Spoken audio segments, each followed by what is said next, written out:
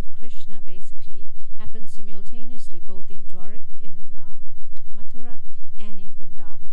So it was said that Mother Yashoda gave birth to twins, and one was a girl and one was a boy.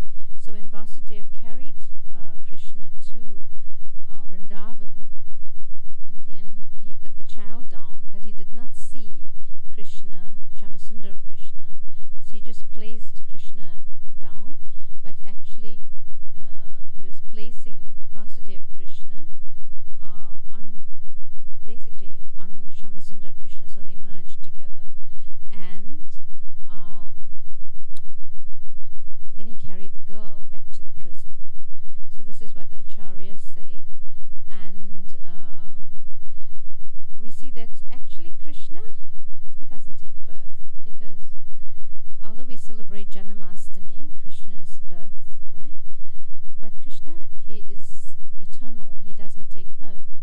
Just for our sake, he comes to this material world. And because this world is a place of birth and death, Mrityuloka, then that is why he comes here to take birth. But he's unborn. He's called Aja. Aja means unborn. So Krishna doesn't take birth, right? So how can we understand that? We can understand that in the form of Hiranyakashipu, at least in Nishingadev, when Hiranyakashipu gave so much of trouble to Prahlad Maharaj, right? And he tried to kill him in so many ways. Then Nishingadev, how did he take his birth? Did he, take his birth from a mother who waited 9 months for the child to be conceived? No. He appeared through a pillar. So in this way, we see that Krishna doesn't take birth. He can just appear, right? So, and it is being described, we can see that picture on the ceiling there, right? When Krishna was born, basically, he did not take birth like ordinary children, like, how we were born, because he just like stepped out of his mother's womb in his four-arm form as Narayan. He says, yeah, Mama, here I am. Right? And in this way, you can see there the picture, right? And in this way, Vasudeva and Devaki, they pray, they offered praise to the Lord, right? And and they told the Lord to please, transform himself as a child, because if Kamsa sees this four-arm Vishnu form, he is going to slay the child. What about, because he slayed the other children of Vasudeva as well. And then like this, we see that Krishna transformed himself into a baby, and then he instructed his father, now you carry me from here, and you don't leave me in Vrindavan. So this is what Vasudeva did. Actually, it was Gokul, right? Before they moved to Vrindavan. So Gokul. So we see like this, Krishna, doesn't take birth. And what to speak of Krishna, even we don't take birth, because we are not this body, we are the soul, and the soul does not take birth. Najayate miryate vakadachin, nayam budva bhavita vanabuya, ajo shashvadon, I forget the verse, but anyway, yam purano, nahanyate hanyamane sarire, that there was never a time when the soul has come into being, does not come into being, and will not come into being, is always eternal, right? So in this way, only the body takes birth. The body takes birth, but the soul does not. So you are the soul, right? You are not the body. So how can we understand this? Is that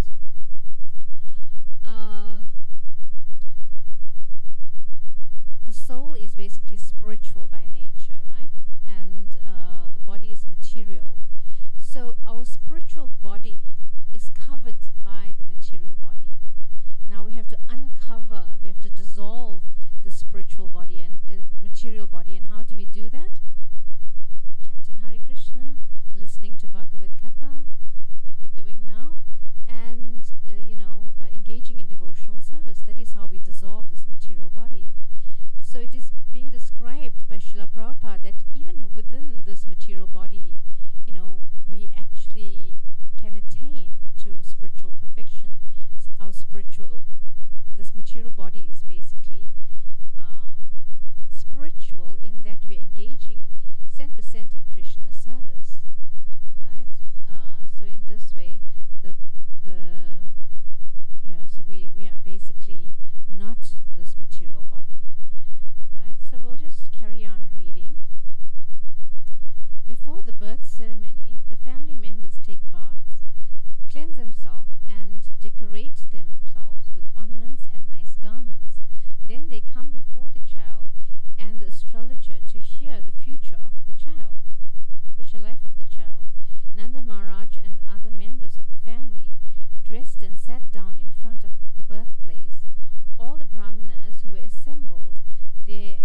occasion chanted auspicious mantras according to rituals, while the astrologers perform the birth ceremony. All the demigods are also worshipped on this occasion, as well as the forefathers of the family. Nanda Maharaj distributed to the Brahmanas 200,000 cows, which were well decorated, well clothed and ornamented, right? And ornaments. He gave the Brahmanas not only cows in charity, but also hills of grain decorated with ornaments and gold bordered cloth. So we see here that the birth ceremony of Krishna is celebrated so punctuously, and when our children are born, we don't do like this, give hills of grains and cows to the Brahmanas. We don't do like this, but there is a small ritual that takes place right on the 6th day or something. So like this, we see that Krishna's birth is not an ordinary birth, right? Because he is the supreme personality of Godhead, and he comes to this world and takes his birth here, because all of us take our birth here as well, right? This material body takes its birth in this material world, but we see that Krishna, he performs human-like pastimes when he comes to this material world. He performs human-like pastimes, pastimes that we can relate to, right? So in the material world, we possess riches and wealth in many ways, but sometimes not in very honest and pious ways, because that is the nature of accumulating wealth. According to Vedic injunction, therefore, one should purify such wealth by giving cows and gold in charity to the Brahmanas. A newborn child is also purified by gifts of grain in charity to the Brahmanas. In this material world, it is to be understood that we are always living in a contaminated state. We therefore have to purify the duration of our lives, our possession of wealth, and ourselves.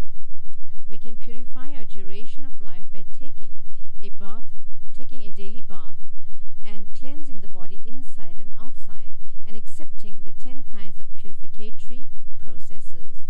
By austerity, by worship of the Lord, and by distribution of charity, we can purify the possession of wealth. We can purify ourselves by studying the Vedas in order to understand the absolute truth. Shri Radharanath ki jai. Srila Prabhupada ki jai.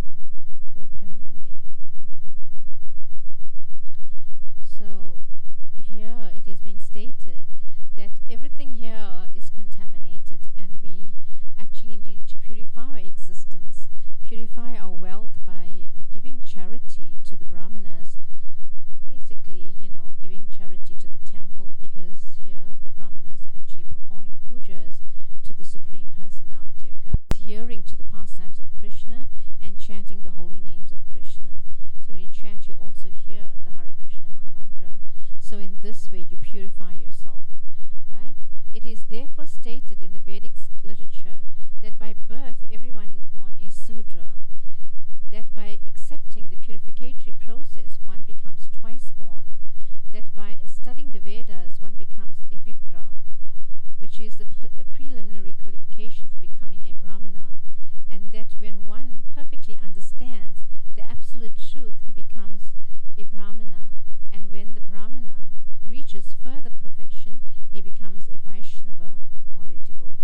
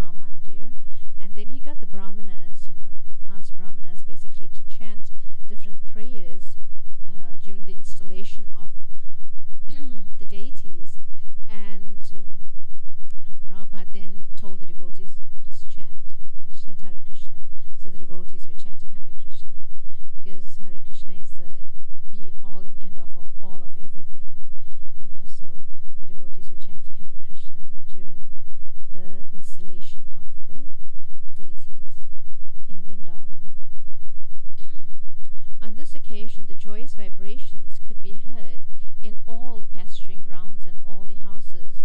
Within and outside of the houses, there were varieties of artistic paintings done with rice pulp, and scented water was sprinkled everywhere, even on the roads and streets. Ceilings and roofs were decorated with different kinds of flags, festoons, and green leaves. So this is giving us an idea how to decorate the temple during Janmashtami. So we see that we do something similar, right? The cows, bulls, and calves were smeared with a mixture of oil and turmeric and painted with minerals like red oxide, yellow clay, and manganese. They wore garlands of peacock feathers and were covered with nice colored cloth and gold necklaces. So we see that the cows were even decorated with gold in Krishna's time, because, you know, Nanda Maharaj, he was, see, cow is actually wealth. Cows are actually wealth, because they not only, you know, give us the cow dung and the cow urine, which is so purifying, but also its milk products can be made into so many different varieties of sweets like this, and preparations, right, for us to consume. So yeah, so the wealth of Nanda Maharaj were the cows and the bulls, right? And also they used for tilling the land, so that you know, you can grow your crops. And in this way, in that time, there was the bartering system, you know, where you give your crops in exchange for something. When all the ecstatic cowherd men heard that Nanda Maharaj and the father of Krishna was celebrating the birth ceremony of his son, they became spontaneously joyful. They dressed themselves with very costly garments and ornamented their bodies with different kinds of earrings and necklaces, and wore great turbans on their heads. After dressing themselves in this gorgeous way, they took various kinds of presentations, and thus approached the house of Nanda Maharaj. As soon as they heard, so here it is being described that they took different kinds of presentations to the Lord. So during our Janmashtami also, devotees buy something for the Lord. They bring something for the Lord. You know, they can buy some jewelry maybe, or they can buy some fruits and nuts and offer to the Lord, you know, like this. So during some grains especially, we can offer to Krishna during this time.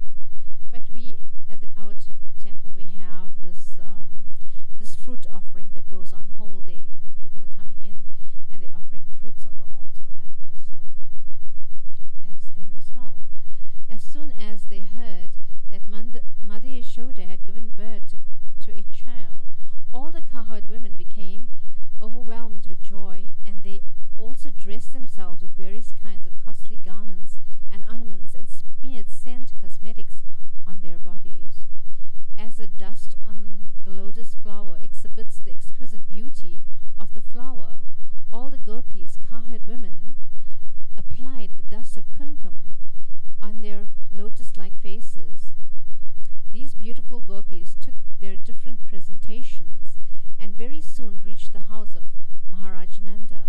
Overburdened with their heavy hips and swollen breasts, the gopis could not proceed very quickly towards the house of Nanda Maharaj, but out of ecstatic love for Krishna, they proceeded as quickly as possible.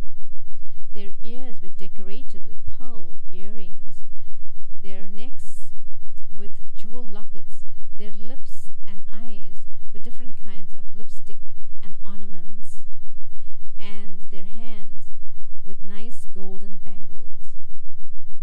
As they were very hastily passing over the stone road, and the flower garlands which were decorating their bodies fell to the ground, and it appeared that a shower of flowers were falling from the sky. From the movement of the different kinds of ornaments on their bodies, they were looking still more beautiful. In this way, they all reached the house of Nanda and Yashoda, and blessed the child. Dear child, you live long just to protect us. While they were blessing the child in this way, they offered a mixture of turmeric powder, oil, yogurt, milk, and water. They sprinkled this mixture not only on the body of child Krishna, but on all other persons who were present there. Also, on that auspicious occasion, there were different bands of expert musicians playing. So we see here that they're sprinkling this turmeric water. Turmeric water is very purifying. That is, has purificatory elements, turmeric. So they were sprinkling this turmeric on everyone and on Krishna as well.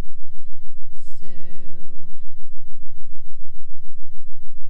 And we also do Abhishek for Krishna during Janmashtami as well, right? By offering him the Panch Gavya, or the different 5 elements from the cow, right?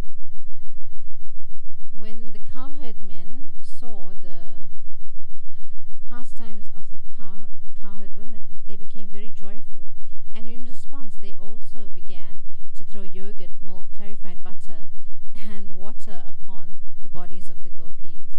Then both parties began to throw butter on each other's body. Butter is very expensive, huh? Yeah, in South Africa. So, yeah, Nanda Maharaj was also very happy to see the pastimes of the cowherd men and women, and he became very liberal in giving charity to the different singers who were assembled there. Some singers were reciting great verses from the Upanishads and Puranas, some were glorifying the family ancestors, and some were singing very sweet songs. There were also many learned brahmanas present, and Nanda Maharaj, being very satisfied on this occasion, gave them different kinds of garments, ornaments, and cows in charity. It is very important to note in this connection how wealthy the inhabitants of Vrindavan were simply by raising cows. All the cowherd men belonged to the Vaishya community, and their business was to protect the cows and cultivate crops. By their dress and ornaments, and by their behavior, it appears that although they were in a small village, they were rich in material possessions.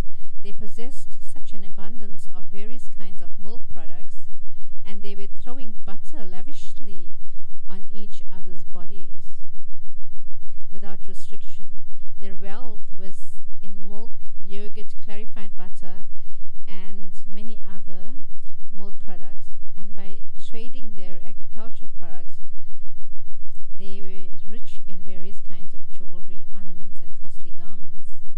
Not only did they possess all these things, but they could have them they could give them away in charity lavishly, as did Nanda Maharaj. I'm just thinking, if we throw butter on each other here, right, in the temple room, what's going to be the situation? We'll all be falling on the floor and slipping on the butter. Right? So, not to hurt the Vaishnavas, so we don't do that. And imagine throwing clarified ghee. You'll be, you know how sometimes the boys, when they're dancing, they will slide, to the altar, and they'll run back and then slide again. So I'm just thinking, if we use clarified butter, we'll all be sliding for Krishna. So anyway.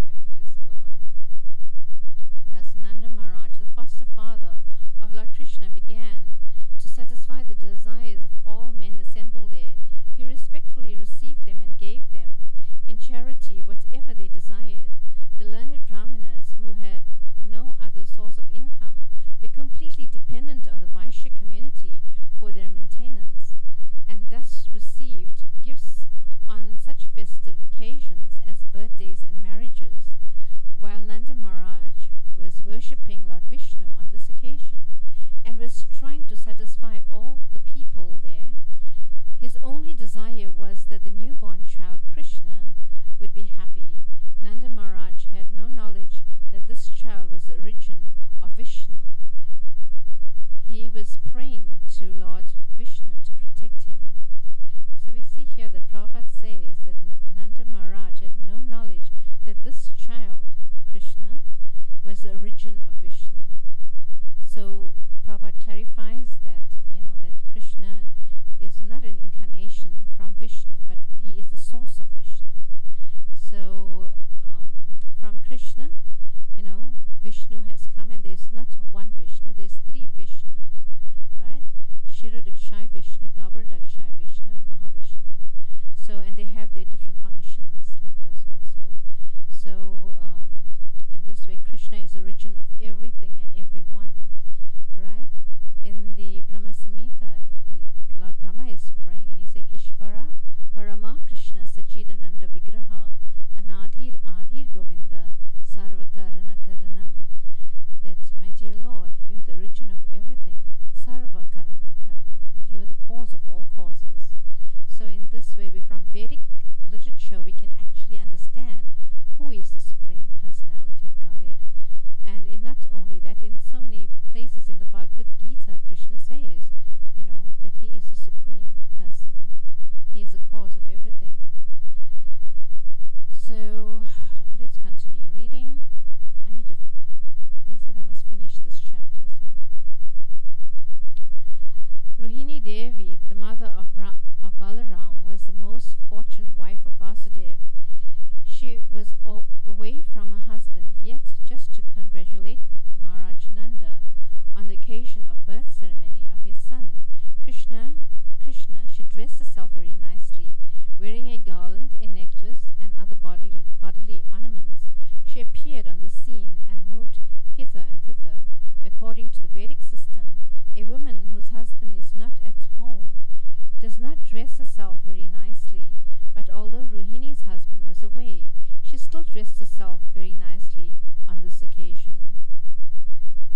Ladies, we don't dress very nicely in South Africa, right? Because as soon as we step out of our house, what's going to happen, right? We'll be hijacked. And that they somehow know that the Indian ladies wear thali, and in the thali there's gold, so they snatch the thali off the Indian women and they try to strangle them or something. So in this way, we cannot dress very nicely. We can, when we're coming for Janmashtami, maybe wear imitation jewelry like that. So, but obviously, the time, place, and circumstance, we need to do the needful, right? So,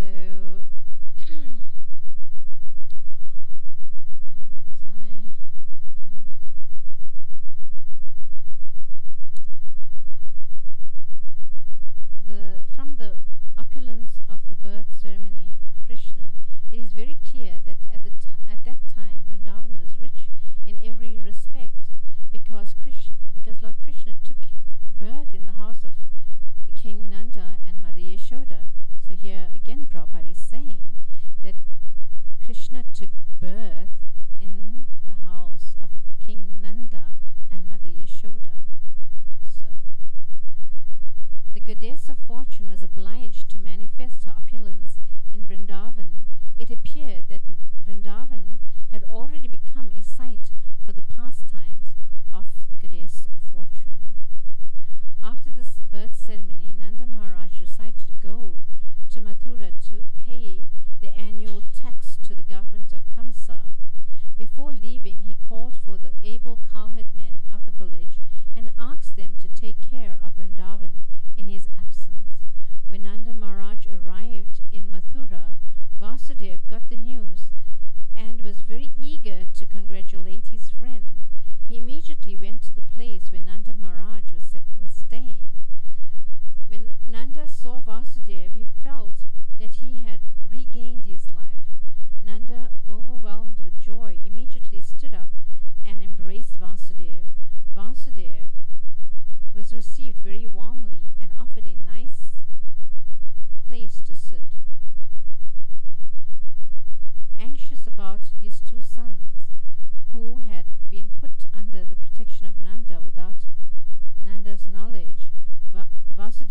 inquired about them with great anxiety. Both Balaram and Krishna were the sons of Vasudeva. Balaram was transferred to the womb of Rohini, Vasudev's own wife, but Rohini was kept under the protection of Nanda Maharaj. Krishna was personally delivered to Yashoda and exchanged for her daughter. Nanda Maharaj knew that Balaram was the son of Vasudeva, but he did not know that Krishna was also Vasudev's son.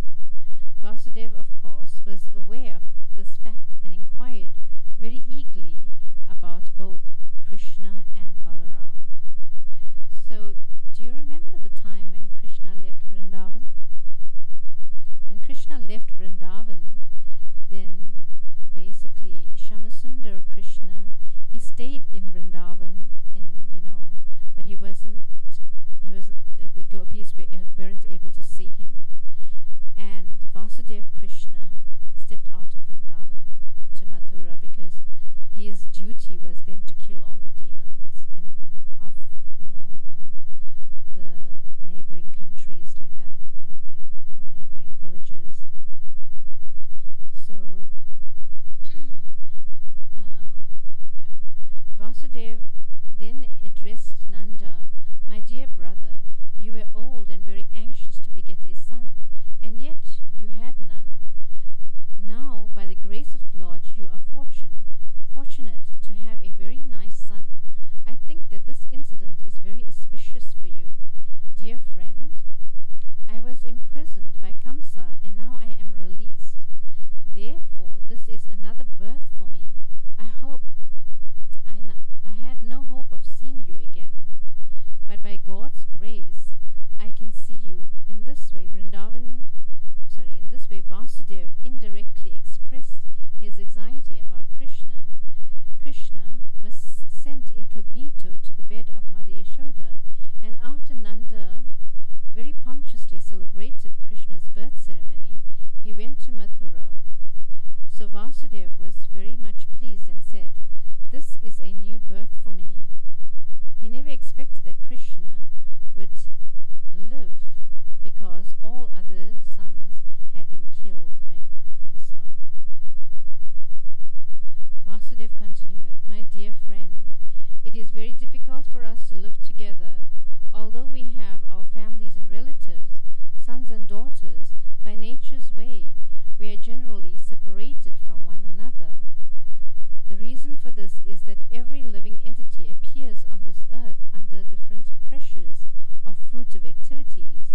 Although they assemble together, there is no certainty of their remaining together for a long time. According to one's fruitive activities, one has to act differently and thereby be separated. For example, many plants and creepers are floating on the waves of the ocean. Sometimes they come together and sometimes they separate forever. One plant goes one way, and the other plant goes another. Similarly, our family assembly may be very nice while we are living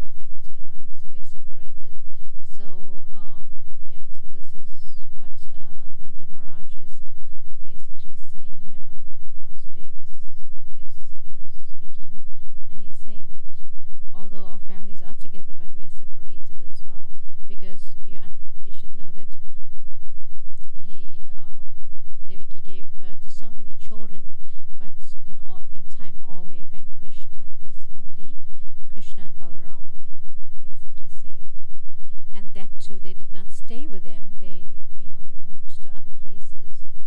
They moved to the house of Nanda Maharaj. The purport of this expression by Vasudeva is that although he had 8 sons born, although he had 8 sons born in the womb of Devaki, unfortunately they were all gone. He could not even keep one of his sons, Krishna, with him. Vasudeva was feeling his separation, but he could not express the real fact. Please tell me about the welfare of Vrindavan, he said. You have many animals. Are they happy? Are they getting sufficient grass and water? Please also let me know whether the place where you are now living is undisturbed and peaceful. This inquiry was made by Vasudeva because he was very anxious about Krishna's safety. He knew that Kamsa and his followers were trying to kill Krishna by sending various kinds of demons. They had already resolved that all children born within 10 days of the birthday of Krishna should be killed. Because Vasudeva was so anxious about Krishna, he inquired about the safety of his residence. He also inquired about Balaram and his mother Rohini, who were entrusted to the care of Nanda Maharaj. Vasudeva also reminded Nanda Maharaj that Balaram did not know his real father. He knows you as his father, and now you have another child, Krishna, and I think you are taking very nice care of both of them. It is also significant that Vasudeva inquired about the welfare of Nanda Maharaj's animals. The animals, and especially the cows, were protected exactly in the manner of one's children. Vasudeva was a Kshatriya and Nanda Maharaj was a Vaishya.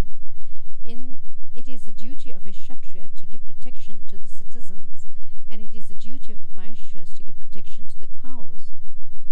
The cows are very important. The cows are as important as the citizens, just as the human citizens should be given all kinds of protection, so the cows also should be given full protection. Vasudeva continued to say that the maintenance of religious principles, economic development, and the satisfactory execution of meeting the demands of the senses depend on the cooperation among relatives, nations, and all humanity. Therefore, it is everyone's duty to see that his fellow citizens and cows are not put into difficulty. One should see to the peace and comfort of his fellow man and animals. The development of religious principles, economic development, and sense gratification can then be achieved without difficulty. Vasudeva expressed his sorrow due to not being able to give protection to his own sons born of Devaki. He was thinking that religious principles, economic development, and the satisfaction of his senses were therefore all lost. What comes to mind is that recently we did in Bhagavatam, we're doing this with Bhakti Chaitanya Swami. We are studying Bhakti Vaibhav.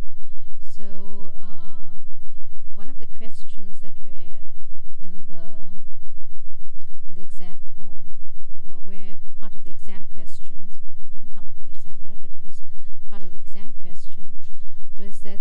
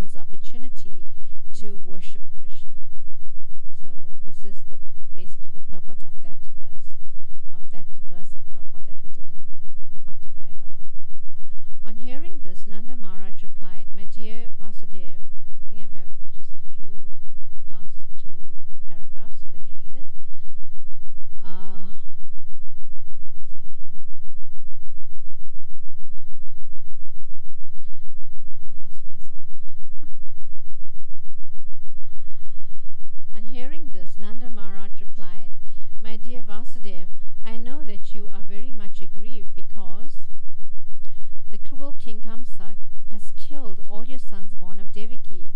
Although the last was a daughter, Kamsa could not kill her, and she has entered into the celestial planets. My dear friend, do not be aggrieved. We are all being controlled by our past unseen activities. Everyone is subjected to his past deeds, and one who is conversant with the philosophy of karma and its reactions is a man in knowledge. Such a person will not be aggrieved by any incident, happy or miserable. So here it is being explained that, whatever happens to us, we should take it to be our own karma, that, we have done this previously, and therefore it's coming back to us, right? Whatever you sow, so shall you reap. That's what the Bible says, right? My mother is a Christian, so I have some knowledge of the Bible. So, let's continue. Vasudev then replied, "My dear Nanda, if you have already paid the government tax, then return soon to your place, because I think that there may be disturbances in Gokul." After the friendly conversation between Nanda Maharaj and Vasudev, Vasudev returned to his home. Nanda Maharaj and the other cowherd men who had come to Mathura to pay their taxes all